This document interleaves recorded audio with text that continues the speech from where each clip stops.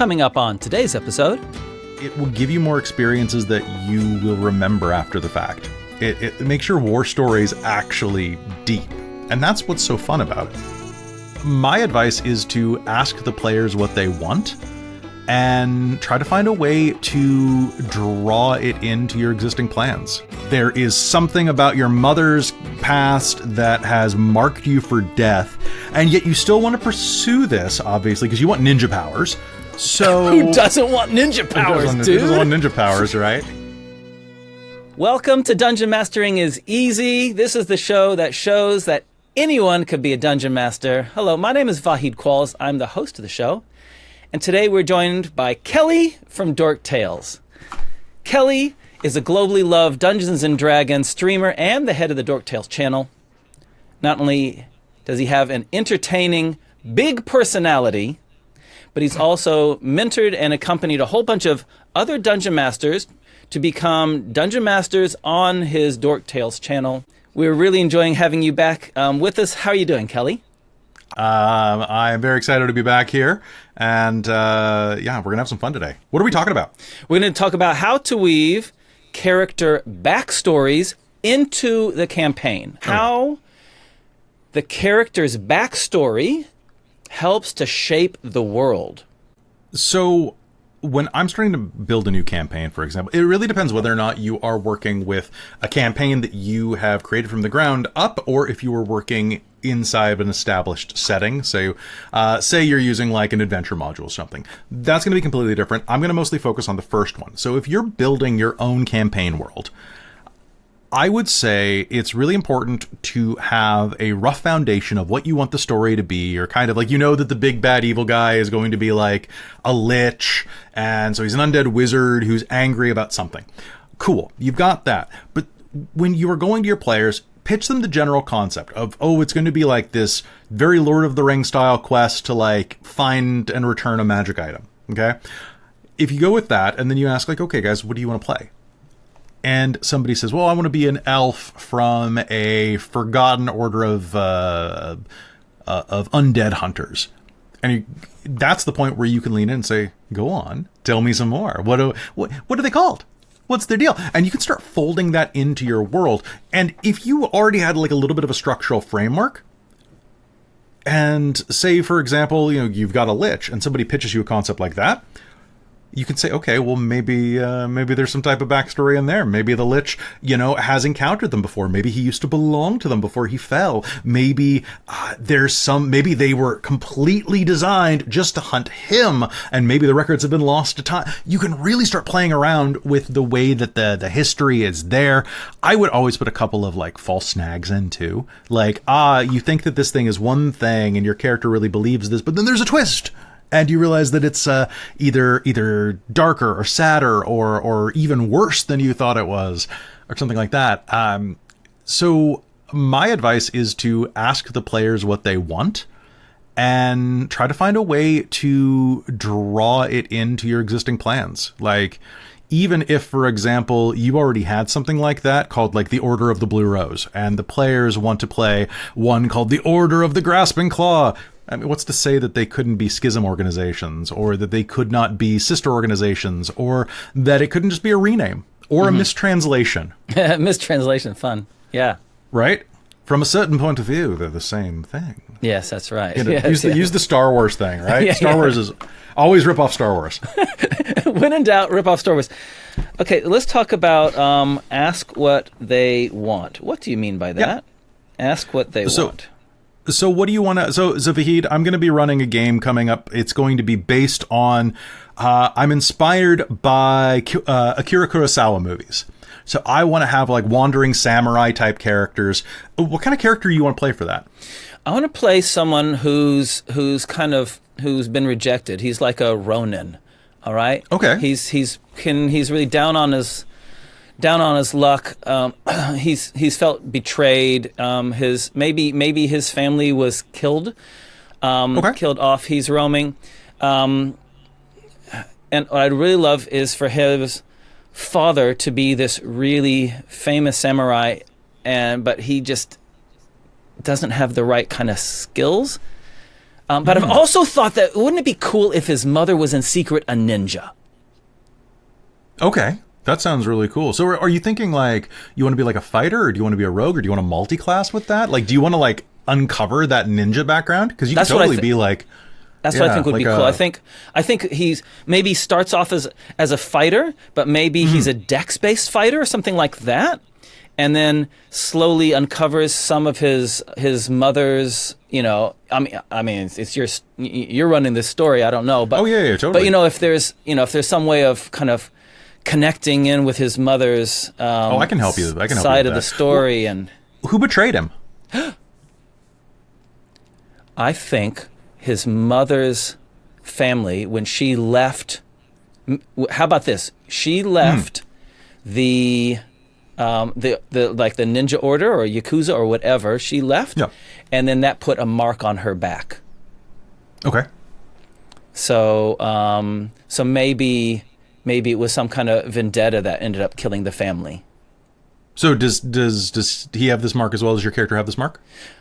I think that he's probably so maybe instead of him just being wandering, maybe he's actually hiding.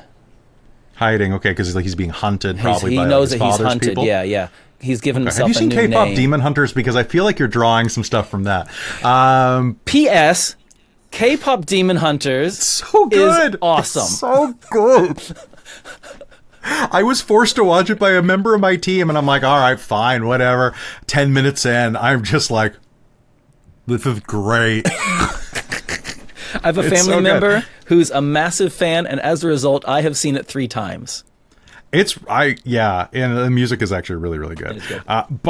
But for like an example like that, like I've already got you to say like a rough backstory on what you're working with. I've got multiple organizations I can draw from. There is something about your mother's past that has marked you for death, and yet you still want to pursue this, obviously, because you want ninja powers. So who doesn't want ninja powers, dude? Who doesn't want ninja powers, right? But like that means that like there's a couple of different ways we can do this, and I know that you grew up in like you have really fond memories of the 80s and 90s. So if I have a way to get you to learn from your like ninjutsu from like a rat folk or a turtle, then like I know we're gonna do this, right? I can have you like learn different ninja styles, like the way of the tortoise, the way of the rat, the way of the Sentai Power Ranger, and you can lean into all that, right? So just in a couple of minutes of shooting the breeze, I've managed to kind of connect and see like what type of things you want to play. I know that I can have some twists in there because obviously if you want ninja powers, then maybe your mom's not evil.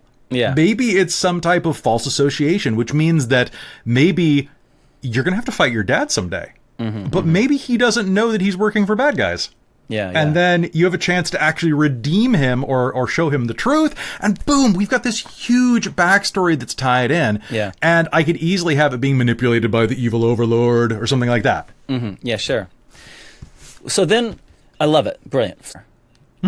Okay, let's talk. So what's the value for a player in going through an experience like this and then having a game where their backstory is interwoven? So, I mean, if your backstory is not interwoven, your character has less weight in the world. If you are actually, it doesn't feel like it's your story if you don't have that type of narrative weight to it. It gives you more dimensions. It makes you feel more real as you're playing this, and it will give you more experiences that you will remember after the fact. It makes your war stories actually deep, and that's what's so fun about it. You don't always need it. Sometimes you can pull a lot of joy from a really shallow character. But if you were the type of person who wants to develop a backstory, if you're particularly like writer-brained, it's such a good feeling.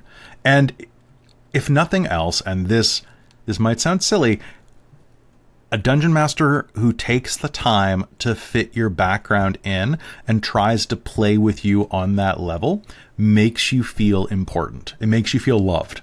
Makes you feel like you are important at the table. I agree. One of the best things about being a dungeon master, for those of you who are just getting started, is getting a rise out of your players. It's getting them to make that face, it's getting the O face, Yeah. You want that. You want to surprise people. The best part about being a DM, in my opinion, besides playing with your friends, is it's almost like giving little presents to them. Like little like jolts of recognition or inspiration or just emotion. It's so much fun. It's so much fun just to kind of play with their emotions. That sounds sadistic. It is a little sadistic. It is a little sadistic. Okay, so now, we've talked about one character, but a party's made of multiple characters. Now you're not talking about just weaving one thread in. You're talking about interweaving multiple threads. Mm-hmm. Any insights or experiences around that? Kelly has a lot more gems to share with us, but first we want to tell you a little bit about the book that Dice Legenz is publishing called You Need More Orcs. It's all about how to weave orcs, one of the best monsters in the world, into your D&D campaign. It features 60 unique orc stat blocks, fun, frightening, fierce, as well as a whole bunch of other information to help them pop in your campaign, like fortifications, cultural practices, social structures, name generators, plot hooks. Head to our Kickstarter page now. The link is in the podcast and video description, because you need more orcs. Now you're not talking about just weaving one thread in. You're talking about interweaving multiple threads. Mm-hmm. Any insights or experiences around that? For one, try to make sure that no one is the main character. It is a collaborative storytelling game that you're telling, and everybody should be equally important, should have the equal amount of story weight, at least available if they want to pursue it, right? Some players aren't as interested in that. Others really, really love the spotlight, but give them the opportunity to play on the same table and for the same stakes. Secondly, I like at my table, other people do it differently. I don't like any secrets at my table that aren't listed as secrets. So for example, I'm running a game right now where someone has like a mystery box, like they literally carry around a box and nobody knows what's in it. And that is like something that like certain characters get let in on it throughout time. But if people are like having like machinations behind the scenes and things, I actually like it if we talk about that out of game so that we can try to pursue those things. And I prefer it if backstory details, at least big ones, are more open, because I don't think the secret, like super secret backstories that never come out, I don't find much worth in them. No. Like if it doesn't get played, it's subtext. It's not part of the story. And I'm all about making the story more interesting for everybody. So I would say, communicate, get people to share what they're comfortable sharing, at least the beginning. Say like, yes, I'm hunting for my mother, but there's some dark things about it. You don't have to say the whole story, but it does kind of like, if you're sitting around a table kind of brainstorming your characters, then not everybody picks, I'm after that guy's mom too. Or maybe they are. Maybe they are. Like, it's an open conversation at the table. That's right. And I think that there is value in when doing those first conversations before the game starts. It's a good time for people to explore the possibility of connections. And because if there are connections between backstory, then that adds extra weight to those organizations, or, cross motivations, which are helpful as well. 100%. Session zeros are so useful. I really wish that we did them back in the day. They've really only kind of like started in the past like 5-10 years. Yeah. God, I wish we had those. So for people that are perhaps very new to Dungeons & Dragons or new Dungeon Masters, can you describe, people may not know what is meant by Session Zero. Would you please summarize what you mean by that? Sure. So game 1 is when you actually start playing. Session 0 is where you all sit down. You can build characters during that time, or you can come to the table with built characters if you all kind of agree on what you're going to play in advance. But Session 0 is the meeting where you go and talk about the game as it's going to work. And it can be anything. To take it really seriously, you're laying down the foundations of the social contract that you're entering in to play this game and what that entails. In a less serious sense, you're just working out logistics. Okay, I'm going to play a fighter. Vahid's going to play a ninja. Christine's going to play a monk. And Robin is going to play a barbarian. Cool. We're all going to be humans because we're boring. And because we're awesome. Because we're awesome. Because we all want those extra feats. Totally, man. Our party name is the Centipedes because we got way too many feet. Hey. Yay. But then we also talk about stuff like, okay, it's going to be hosted at Vahid's place. Wednesday nights at 8 p.m. We're going to tidy up the place before we leave because he has to work in the morning and nobody wants to have a gross place. You can also talk about things like I have players that have certain phobias. I had a player in a game that had clown phobia. They were afraid of clowns. Sure. And I was running a game that was set around a carnival. So that was definitely very relevant for me to have. Yes. So it's a good place to talk about what people do and don't want out of it. And it's where you really work out all of the stuff outside of the game itself before you go in so that everybody hits the ground running. Hey, this has been really helpful. Really cool. What we're going to do now is we're going to do one of our regular segments. This segment is called In a World. And I think it's totally suitable because we've been talking about the intersection between character and adventure and world, plot and character, that they're inseparable. Okay. We roll some 20-sided dice. We need 4 of them. Hit me. What'd you get? All right, I got 5. 5. I got a 13. Yeah. I got a 19. Yeah. And I got an 18. All right. Okay, ready? Yeah, let's do it. Stars grant wishes. That's first prompt. Okay, stars grant wishes. 13. All life is tattooed? What does that even mean? I don't know, but in this world, we'll find out. Technology fears magic. By the way, these were being given by our patrons, our Dice Legenz patrons. These are pretty good. Everyone. And, everyone has a twin. Oh, my. So here's what we got. Stars grant wishes. All life is tattooed. Tech fears magic, and everyone has a twin. Okay. So how does this work? How does this work? Do you got any starting ideas? Let's brainstorm. We're brainstorming first. We're brainstorming. We have to weave it together first, and then we'll do the trailer. Stars grant wishes. So, I mean, obviously, this is a world where, stars grant wishes. So, the power... like, are different constellations associated with deities? Or are stars sentient? Are stars sentient? Are the stars gods? Are the stars gods? Are the stars our relatives? Our ancestors? When we go up and we can ask for our ancestors' aid. Oh, you know what? So let's combine that. Let's say that the gods are in the constellations, and when you are born, like such as like the Chinese zodiac, you get like a tattoo of that constellation on you. So you're automatically you're tied to that. Yeah. The world's fundamentally magical, right? The world's fundamentally magical, right? And maybe like Maui's tattoo on Moana, right? Which have these tattoos which just appear as he does quests and things. Maybe those constellations they connected with us to maybe the tattoo of our adventures as we do important things in our lives. Then we are they show up as tattoos on our body. Okay, so tattoos grow from that. Yeah, and so you have a twin.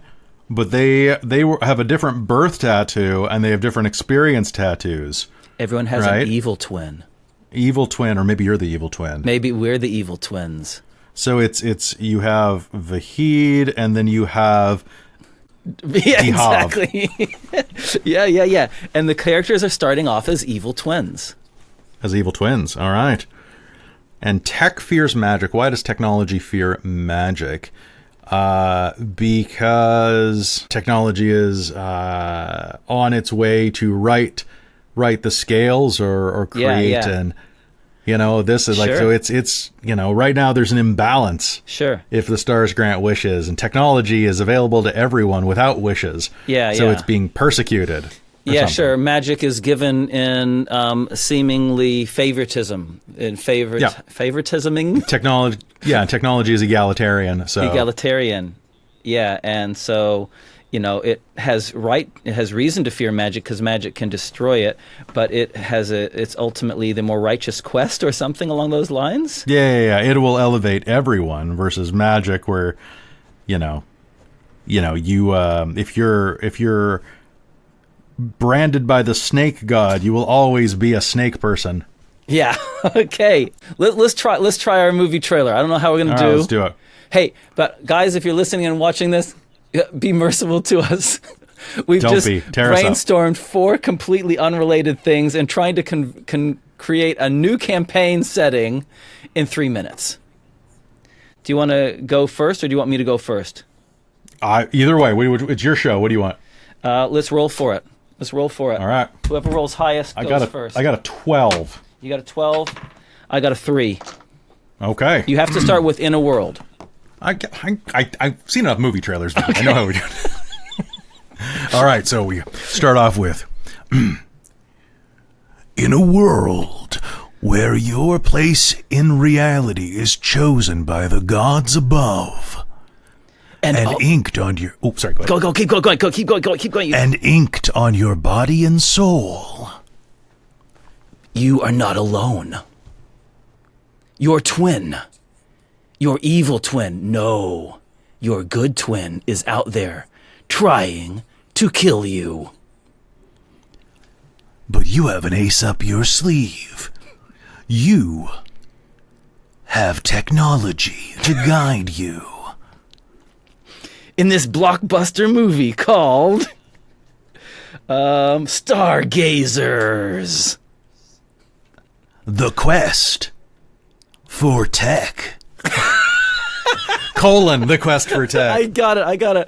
Awesome. Wow. That was brilliant. Love it. Coming this September to Dice Legenz. Hey, super fun. Hey, Kelly, it's always really fun hanging out with you. Really appreciate your insights that you've shared with us. Really helpful. I've learned a lot. Can you tell people where they can find you? You can find me on Stargazer Tech Legends on Dice Legenz. It should be Tech Legends. That's so good. Tech Legends. Tech Legends. You can also find me on Dork Tales when I'm not on that show.